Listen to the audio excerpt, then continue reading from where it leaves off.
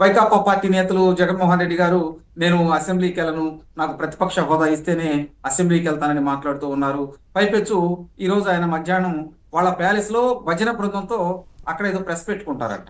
దానికి విలువ ఉండిద్దండి. అంటే జగన్మోహన్ రెడ్డి అనేటువంటి వ్యక్తి ప్రజలను మోసం చేస్తున్నాడు అనే మాట వాస్తవం.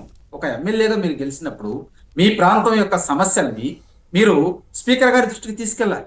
అక్కడ ఉన్నటువంటి పాలక పక్షంలో గౌరవ ముఖ్యమంత్రి గారు ఉంటారు, ఆయన మీకు సమాధానం చెబుతారు. ఆ శాఖలకు సంబంధించినటువంటి మంత్రులు ఉంటారు, వాళ్ళు సమాధానం చెబుతారు. ఇవన్నీ లేకుండా నేను లేదు లేదు నాకు ప్రతిపక్ష హోదా ఇస్తేనే నేను అసెంబ్లీకి వెళ్తానంటే ఎట్టండి?